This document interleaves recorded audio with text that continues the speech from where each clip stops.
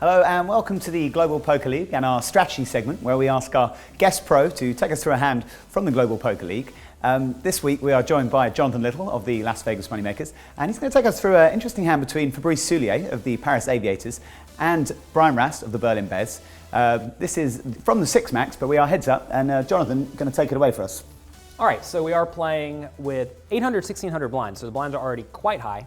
We see Brian Rast elects to min-raise with 8-2 suited, which is pretty aggressive, but perfectly fine, especially if he thinks Fabrice is a little bit on the tight side. And I think in the commentary booth, we generally thought Fabrice was playing a little bit on the tight side. Right here is a good example of a spot where Fabrice could just go all in before the flop with a hand like Queen 10 suited, especially if he thinks Brian Rast is going to play well out of or in position. So shoving's okay. I think that's fine. Calling is also okay as long as you know you're going to be calling on a lot of flops, not just folding out too easily. Because whenever you check the flop and your opponent bets, you do have to be defending usually a third of the time or 2/3 of the time or more. Otherwise, their bet becomes very profitable. You see Fabrice flop middle pair here, and Brian Rast picks up the flush draw, the 8-high flush draw. So you may foresee fireworks happening in this spot, but they're not going to be what you expect. So Fabrice is going to check. I think checking is the only play that makes much sense. And now Brian Rast has to decide if he wants to bet or check. And if you think about what Brian Rast thinks about Fabrice's range, Fabrice should actually have a lot of big cards. So if Fabrice has a lot of big cards like, well, Queen 10 and Jack 10 and 10-9 and Ace 4, stuff like that, that's a really good reason for Brian Rast to check behind and just try to get there with his flush draw, or make a delayed continuation bet, because Fabrice would likely bet if he had a queen or an ace or a 9 on the turn. So when he checks, it's very likely that he does not have many of those hands. So we see it go check on the flop here, and then the 6 of clubs peels off on the turn. Right, so by checking this 8-high flush draw, it's going to very likely confuse Fabrice if a diamond does come, because most players just assume that people blindly bet with their flush draws. But Brian Rast knows how to mix it up, and here he is checking back one of the junkier ones, which many people just would not do. So here we are on the turn. Now Fabrice has middle pair, and he has to decide if he wants to bet for value. I would probably just check this and be happy checking down. Maybe put in one value bet on the river. But Fabrice does decide to bet the turn, which is okay. I mean, I think I would have elected to check, because you really don't want to get raised at this point. That would be a disaster.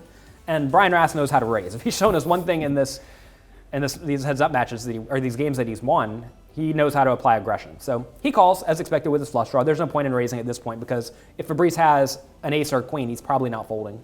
So you just want to call and see what happens. And the Queen of Spades peels off on the river, giving Fabrice Soulier 3 queens. Brian Rast missing his flush draw, of course. All right, so now on the river, Fabrice is very happy to bet for value. He beats almost everything, so he probably wants to get some money in the pot. He probably doesn't think Brian Rast has too many garbage hands besides maybe King Jack or Jack 10, something like that may decide to check. So Fabrice is going to bet. And then that's where this hand gets really interesting, because now Brian Rast, after a bit of thought, is going to raise. And this may look crazy to some people, but think about how Brian Rast would play a queen. Most of the players in the Global Poker League have been checking back with middle pair, especially when middle pair is not too vulnerable. And notice that if Brian Rast has a queen on the flop, he's really only concerned about a king coming. And even then, that's not a major concern. So I think this is a spot where it's it makes a lot of sense for Brian Rast to have a queen. So given he could have a queen, seems like a pretty sweet spot to go for a bluff. Also, a lot of players would not expect Fabrice to bet on the turn. So he's going to be discounting a lot of queens from Fabrice's range. So the question now becomes, can we get Fabrice off of an ace? What do you think, Roland? You think an ace is going to fold? Well, I mean, I think with 13,000 behind, I mean, it's optimistic, but Brian Rast knows what he's doing in these spots, and I mean, if he thinks Fabrice can let go of an ace, I think that's a reasonable play. It's an aggressive play. Yeah. It's a strong play. I am not counting on too many people folding top pair. I sort of, I'm not going to call it a rule, but I have a rule in my head. Yeah, I think someone has top pair, I'm not folding. 13,000 behind in the hand. Yeah, the issue here, though, is that Brian Rast could get Fabrice off of his bluffs that Brian Rast loses to, like King Highs and Jack 10s and stuff like that. So Brian Rast, after a while, does make the raise, and of course Fabrice calls. This is an interesting hand because both players have a hand that they don't think that their opponent thinks that they have, because Fabrice would very rarely bet the turn with a queen, or a lot of players would not bet the turn with a queen, so Brian Rast doesn't see that coming.